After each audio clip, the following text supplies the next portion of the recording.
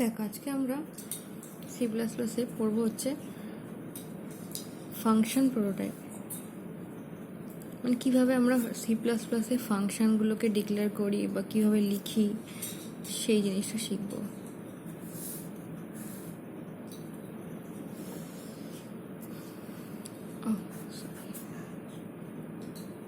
Prototyping,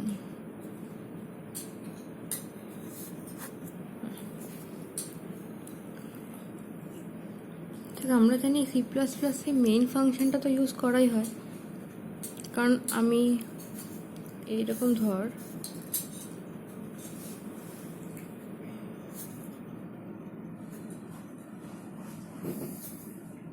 main ফাংশনের মধ্যে আমার ধর ফাংশনের কিছু স্টেটমেন্টস থাকে।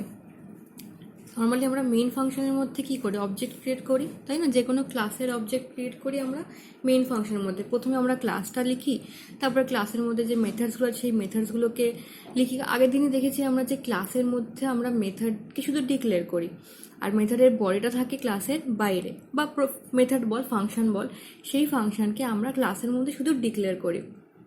আর সেই ফাংশনের বডিটা থাকে কোথায়? বাইরে। মানে ফাংশনের যে ডেফিনেশনটা আমরা কোথায় দিই? আমরা ক্লাসের বাইরে লিখি ফাংশনের ডেফিনেশনটা। আর এই ফাংশনের ডেফিনেশন হয়ে গেলে তখন আমরা কি লিখি? তখন আমরা তারপরে মেইন ফাংশন লিখি। মেইন ফাংশনের মধ্যে অ্যাকচুয়ালি কী করা হয়, বেসিক্যালি আমার যে রানটা, মানে আমার যে সি প্লাস প্লাস এক্সিকিউশনটা শুরু হবে, এক্সিকিউশনটা কিন্তু মেইন ফাংশন থেকে শুরু হবে। আমরা কিন্তু ক্লাসে গিয়ে বা ফাংশনের বডিতে গিয়ে কিন্তু ফাংশন শুরু হয় না। সেটা আমরা জানি যে যখন প্রোগ্রাম এক্সিকিউশন শুরু হয় তখন আমি মেইন ফাংশনের মধ্যে ঢুকি।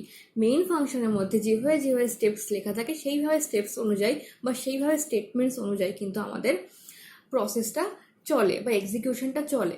তো মেইন ফাংশনের মধ্যে নর্মালি আমরা কি করি? মেইন ফাংশনের মধ্যে আমরা বিভিন্ন রকম অবজেক্ট ক্রিয়েট করতে পারি ক্লাসের, তাই না? ক্লাসের অবজেক্ট ক্রিয়েট করতে পারি, যে অবজেক্টগুলো দিয়ে আমরা পরে ফাংশন কল করি। আমরা আগের দিন দেখেছি যে ফাংশনগুলো কল করার জন্য অবজেক্ট ক্রিয়েট করতে হয়, বা আমরা নর্মালি সি এর মতো এখানে ফাংশনকে কল করতে পারি না। স্টেটমেন্টের মধ্যে ফাংশনটাকে ঢুকিয়ে কল আমরা করতে পারি না। আমাকে ফাংশন কল করার জন্য অবজেক্টের দরকার হয়। অবজেক্ট, দেন ডট অপারেটর, দেন ফাংশন নেম, এভাবে আমরা ফাংশন কল করি সি প্লাস প্লাসে। তো সেক্ষেত্রে সি প্লাস প্লাসের ক্ষেত্রে মেইন ফাংশন হচ্ছে সব থেকে বড়। মেইন ফাংশন হচ্ছে অ্যাকচুয়ালি যে ফাংশনটা, মানে আমি বলতে পারি যে মেইন ফাংশনই হচ্ছে পুরো প্রোগ্রামের হার্ট, কারণ মেইন ফাংশন থেকেই কাজটা শুরু হচ্ছে। তুই মেইন ফাংশন থেকেই শুরু হচ্ছে বলবো না, মেইন ফাংশনই অ্যাকচুয়ালি কাজটা হচ্ছে।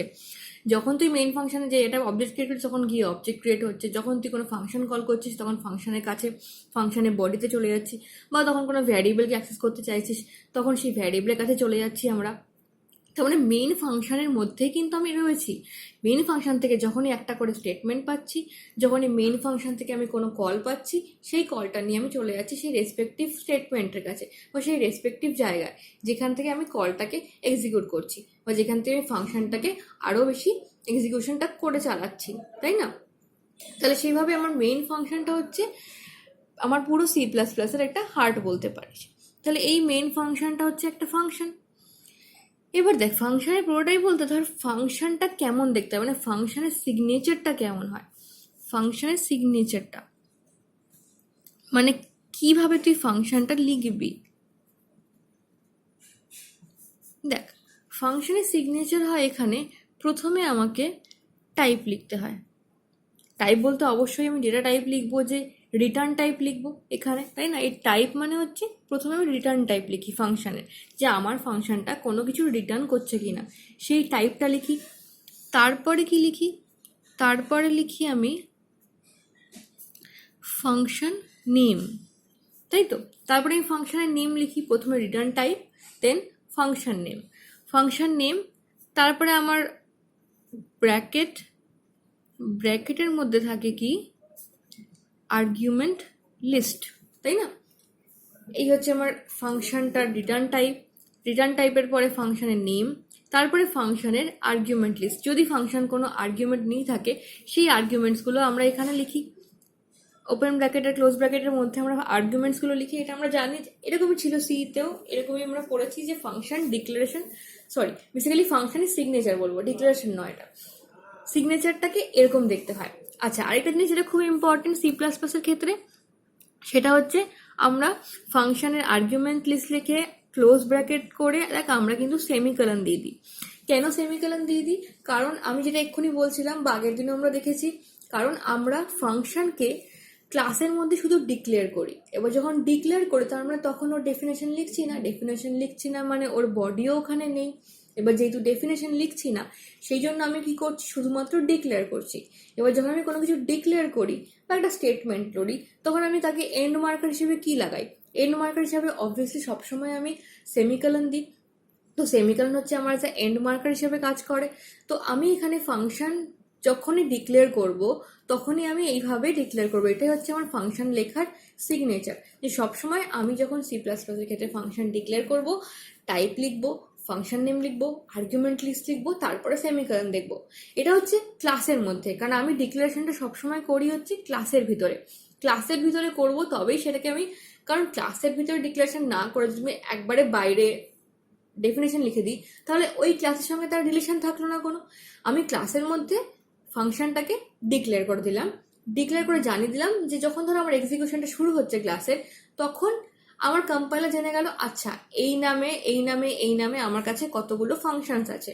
হ্যাঁ, আপাতত ফাংশনসগুলোর ডিক্লারেশন হয়েছে, ফাংশনসের বডি এখনো এখানে নেই বা ফাংশনের ডেফিনেশনটা এখানে নেই, বাট এটা কিন্তু আমি জানিয়ে দিলাম যে আমার কিন্তু এই নামে ফাংশনস আছে যেটা তুমি পরে পাবে হয়তো, বা পরে তোমাকে এক্সিকিউট করতে হতে পারে। তার মানে এই যে ডিক্লারেশনটা, এই ডিক্লারেশনটা ঠিক এরকম ভাবে দেখতে হয়। তাহলে এটা হচ্ছে শুধুমাত্র কিন্তু ফাংশনের ডিক্লারেশন, ফাংশনের ডেফিনেশন কিন্তু আমি অন্যরকম করে লিখবো, সেটা আমরা দেখবো যে কিভাবে লিখি, যদিও আমরা আগের দিন দেখেছি, বাট অ্যাজ আ সিগনেচার ওয়াইজও দেখবো যে কিভাবে লিখি। তাহলে এটা হচ্ছে আমার ফাংশনের ডিক্লারেশনটা। তাহলে এইভাবে তুই ধর যদি একটা এক্সাম্পল দিই, এটা তো একটা জাস্ট জেনারেল ফর্ম লিখেছি। তো ধর এক্সাম্পল যদি নিই, তো ধর আমি ফ্লোট দিলাম ডেটা টাইপ, মানে রিটার্ন টাইপটা। ধর আমার ফাংশন নেম হচ্ছে ভলিউম, ঠিক আছে, ভলিউম হচ্ছে আমার ফাংশন নেম।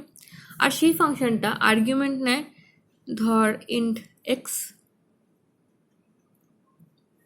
ফ্লোট ওয়াই আর ফ্লোট জেড। ধর এই তিনটে আর্গুমেন্ট নেয়, এই তিনটে আর্গুমেন্ট নিচ্ছে, আর তারপরে দেখ এটা হচ্ছে আমি সেমিকলন দিয়ে দিয়েছি। তার মানে এই যে আমি ফাংশনটা ক্রিয়েট করলাম বা এই যে ফাংশনটা ডিক্লেয়ার করলাম, ফাংশনটার নেম হচ্ছে ভলিউম, ওর রিটার্ন টাইপ হচ্ছে ফ্লোট, আর ও আর্গুমেন্ট লিস্টে কি কি আছে int x, float y, float z. এইটা হচ্ছে তাহলে আমার এই যে যেমনভাবে সিগনেচার লিখলাম সেইভাবে আমি ফাংশনটাকে এইভাবে লিখে আমি ফাংশনটাকে ডিক্লেয়ার করি। কিন্তু যদি তুই এইভাবে লিখিস যে ধর ফ্লোট ভলিউম, সরি এটা তো এই হবে, ভলিউম দিলাম, এখানে ধর ইন্ট এক্স দিলাম, ফ্লোট ওয়াই দিলাম, আর এখানে জেড দিয়ে দিলাম, দেখ তাহলে কিন্তু এটা ইলিগাল, এটা কিন্তু হবে না। কেন? তোর মনেই হতে পারে যেমন আমরা ধর যখন ভ্যারিয়েবল ডিক্লেয়ার করি তখন কি করি, float A B C D এরকম করে লিখতে পারি কমা কমা দিয়ে, জাস্ট ভ্যারিয়েবলস নেম প্রথমে ডেটা টাইপটা লিখে দিয়ে তারপরে জাস্ট ভ্যারিয়েবলের নেমগুলো লিখে দিলাম। এটা কিন্তু আমরা ডিক্লেয়ার করার সময় লিখতে পারতাম, কিন্তু এটা তো ফাংশন অ্যাজ আ আর্গুমেন্ট নিচ্ছে। তো সেখানে আমাকে খুবই স্পেসিফিক হতে হবে যে আমি কি পাঠাতে চাইছি বা অ্যাজ আ আর্গুমেন্ট আমার ডেটা টাইপটা কি হবে। সেই ভ্যারিয়েবলের ক্ষেত্রে যে ভ্যারিয়েবল আমার ডেটাটাকে হোল্ড করবে সেই ভ্যারিয়েবলের ক্ষেত্রে ডেটা টাইপ কী হবে সেটা কিন্তু আমাকে প্রতিবারই মেনশন করে দিতে হবে। তো এখানে যেমন আমি এক্স এর জন্য দিচ্ছি, ওয়াই এর জন্য দিচ্ছি, তেমনি জেড এর জন্য কিন্তু ডেটা টাইপটা আমাকে মেনশন করে দিতে হবে। যেমন এখানে আমি মেনশন করে দিয়েছি, এটা রাইট, এটা কিন্তু অলওয়েজ রং। এবার যদি তুই বডিটা লিখিস, মানে ধর এই ভলিউমের জন্য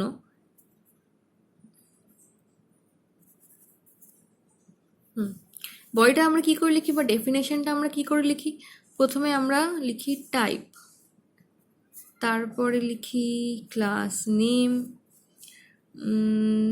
দেন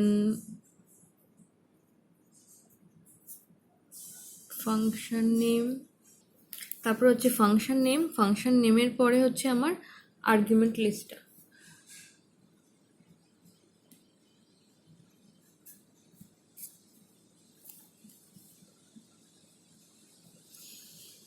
তাহলে এইভাবে হচ্ছে আমি ডেফিনেশনটা শুরু করব।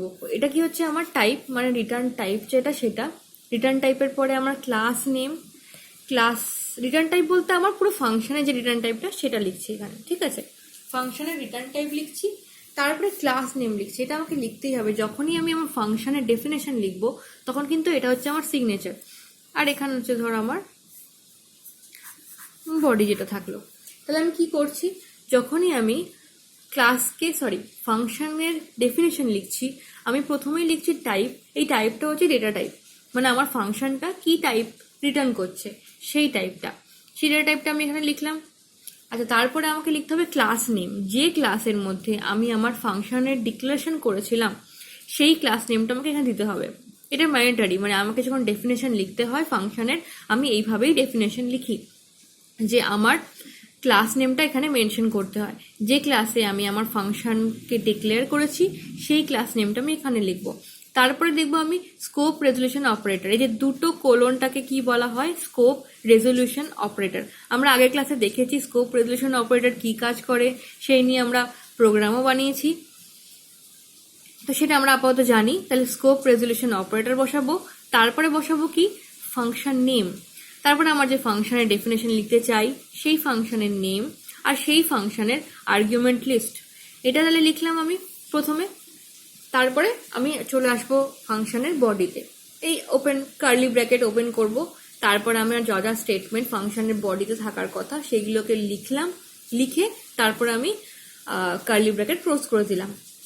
তাহলে এটা হচ্ছে আমার ফাংশনের বডি কেমন দেখতে হয় তার একটা সিগনেচার, যে ফাংশনের বডিটা দেখতে আমার অলওয়েজ এইরকমই হবে।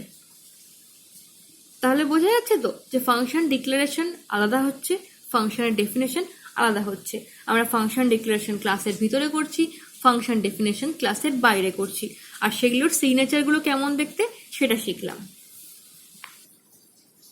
ঠিক আছে। তাহলে ফাংশনের ডিক্লারেশন আর ডেফিনেশনের সিগনেচারটা শিখলাম আমরা। এবার দেখ, ফাংশনের মধ্যেই একটা জিনিস হয়, সেটা হচ্ছে call by reference. Call by reference ব্যাপারটা কিরকম, মানে দেখ আমরা ফাংশনে যখন আর্গুমেন্ট পাস করছিলাম তেমনি আমরা কোনো ভ্যারিয়েবলের রেফারেন্সও পাস করতে পারি ফাংশনের আর্গুমেন্টে। মানে ফাংশনের যে আর্গুমেন্ট লিস্টটা আছে সেখানে আমরা কোনো একটা ফাংশন, মানে একটা ফাংশন ধর লিখলি, তার একটা আর্গুমেন্ট লিস্ট তো হবে, সেই আর্গুমেন্ট লিস্টে আমি কি করতে পারি অন্য ভ্যারিয়েবলসের রেফারেন্স পাস করাতে পারি। মানে ধর কিরকম, ধর একটা এক্সাম্পল যদি লিখি,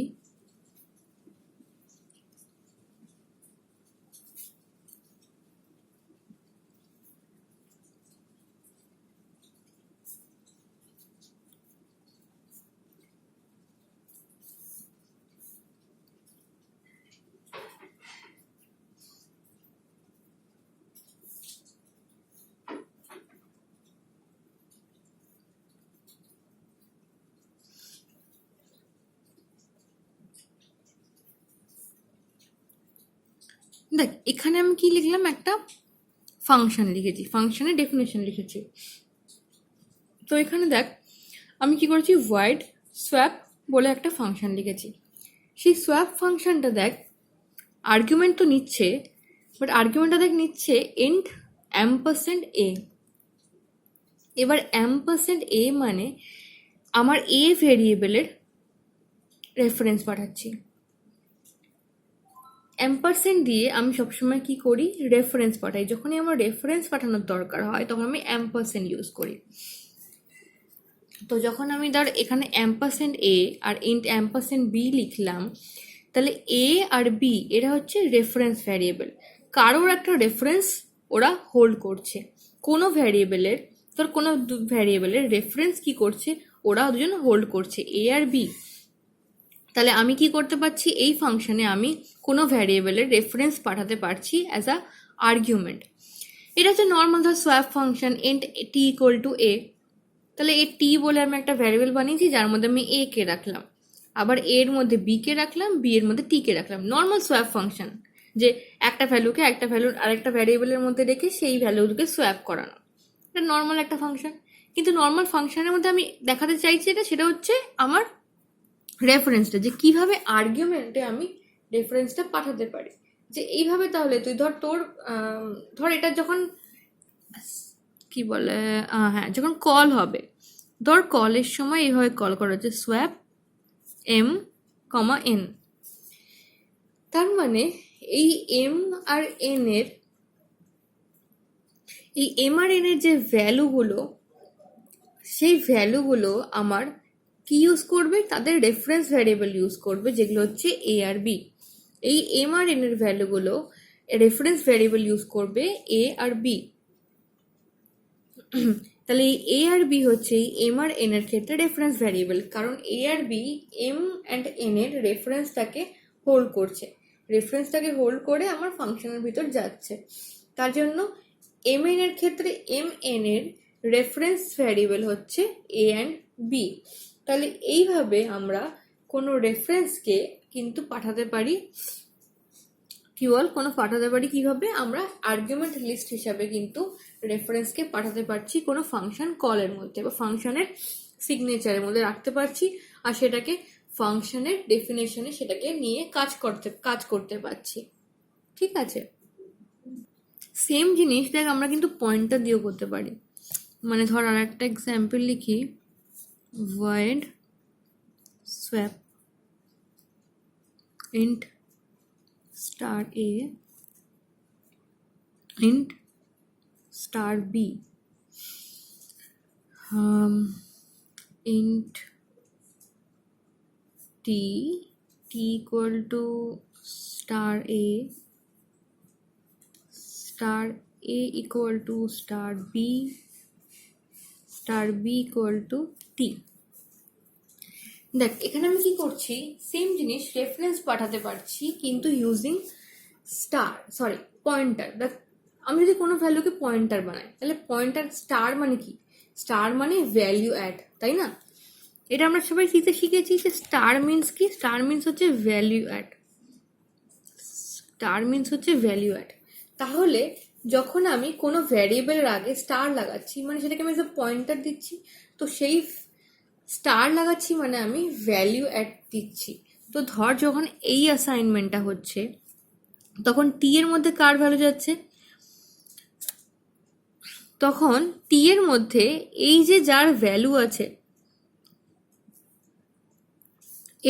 এর মধ্যে যে ভ্যালুটা আছে সেটা যাচ্ছে, তাই না? মানে আমি এই অ্যাসাইনমেন্টটা মানে বলতে চাইছি যে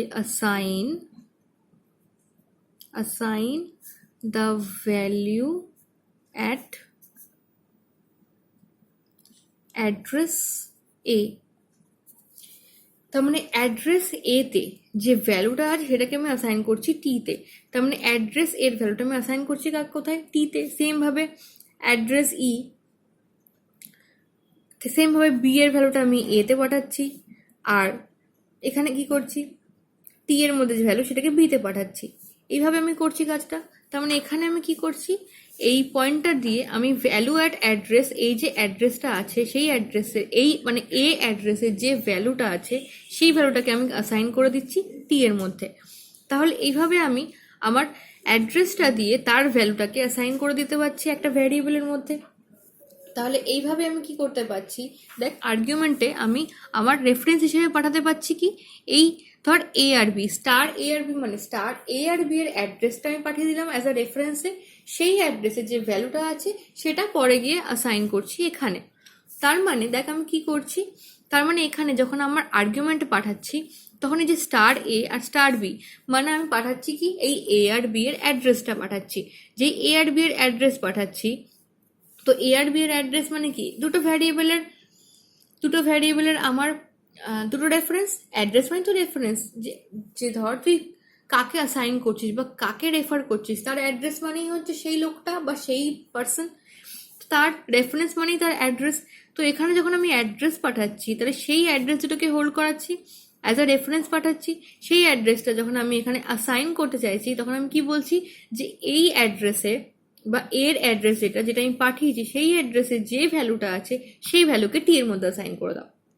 ব্যাপারটা বোঝাতে পারছি যে এই অ্যাড্রেসে যে ভ্যালুটা আছে সেটাকে টি এর মধ্যে অ্যাসাইন করে দাও, এই জিনিসটা বলো। যেমন আমি অ্যাড্রেসকে অ্যাজ এ রেফারেন্স পাঠাচ্ছি, আমি কিন্তু ভ্যারিয়েবল দেখ পাঠাচ্ছি না, আমি কি করছি কোন সেই ভ্যারিয়েবলের অ্যাড্রেসটা পাঠাচ্ছি রেফারেন্সে, আর সেই রেফারেন্সটা নিয়ে বা সেই অ্যাড্রেসটা নিয়ে তার মধ্যে যে ভ্যালুটা আছে সেটাকে অন্য একটা ভ্যারিয়েবলে অ্যাসাইন করছি। তার মানে এইভাবে আমি রেফারেন্স দিয়ে কিন্তু কাজটা করার চেষ্টা করছি। রেফারেন্স দিয়ে আমি অন্য একটা ভ্যালুকে অ্যাসাইন করাচ্ছি বা রেফারেন্স দিয়ে আমি কল করাচ্ছি। এটা কল বাই রেফারেন্স বলা হচ্ছে কেন? কারণ তুই ফাংশন কলটার মধ্যে তুই আর্গুমেন্ট লিস্টে রেফারেন্স ইউজ করছিস, অন্য একটা ভ্যারিয়েবলের রেফারেন্স ইউজ করা হচ্ছে। সেমভাবে যেমন কল বাই রেফারেন্স হলো, তেমনি রিটার্ন বাই রেফারেন্সও করা যায়।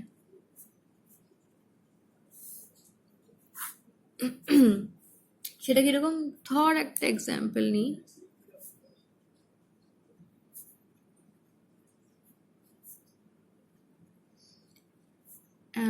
int ampersand x int ampersand y, বডিতে লিখলাম if x greater than y তাহলে return x, else return y। তাহলে দেখ এখানে আমি কি লিখেছি, ফাংশন নেমটা দেখ আমি লিখেছি ইন্ট, ডেটা টাইপ আমাকে লিখতেই হয় রিটার্ন টাইপ। ফাংশন নেমের আগে দেখ আমি একটা অ্যাম্পারসেন্ট লাগিয়েছি, তাহলে অ্যাম্পারসেন্ট ম্যাক্স লিখছি বা ইন্ট অ্যাম্পারসেন্ট লিখছি। তার মানে হচ্ছে আমার এই ফাংশনটা যেটা রিটার্ন করবে সেটা হচ্ছে কোনো একটা ভ্যারিয়েবলের রেফারেন্স রিটার্ন করবে। ইন্ট অ্যাম্পারসেন্ট মানে হচ্ছে আমার যে এই যে ফাংশনটা লিখেছি এই ফাংশনটা যাই রিটার্ন করবে সেটা হচ্ছে কোনো একটা ভ্যারিয়েবলের রেফারেন্স রিটার্ন করবে। যেমন ধর এখানে আমি int ampersand x int ampersand y মানে এক্স আর ওয়াই আমার রেফারেন্স হিসেবে পাঠিয়েছি আর্গুমেন্টে। ভিতরে দেখ ফাংশনের বডিতে কি লিখেছি if x greater then y, তাহলে রিটার্ন এক্স করবে অবশ্যই। যদি এক্স এর ভ্যালু ওয়াই এর ভ্যালুর মধ্যে এক্স এর ভ্যালু এক্স গ্রেটার দেন হয় তাহলে এক্স রিটার্ন করবে, আর যদি না হয় তাহলে ওয়াই রিটার্ন করবে। তাহলে এখানে আমি রিটার্ন করাচ্ছি কাকে? এক্সকে বা ওয়াইকে, যার ভ্যালু বেশি সে রিটার্ন করছে, কারণ আমি এখানে গ্রেটার দেন সাইন লাগিয়েছি। তাহলে যদি এক্স রিটার্ন করে বা যদি ওয়াই রিটার্ন করে, যাই রিটার্ন করুক না কেন সেটা কি অ্যাজ আ রেফারেন্স রিটার্ন করছি। তাহলে আমি এখানে ফাংশনের মধ্যে এই রেফারেন্সটা রিটার্ন করাচ্ছি ইন্ট অ্যাম্পারসেন্ট লিখে। তো ইন্ট অ্যাম্পারসেন্ট বলছি কারণ আমার যখন কোনো ফাংশন আমার ধর কোনো রেফারেন্স রিটার্ন করছে কোনো ভ্যারিয়েবলের, তখন আমি সেটাকে বলছি রিটার্ন বাই রেফারেন্স।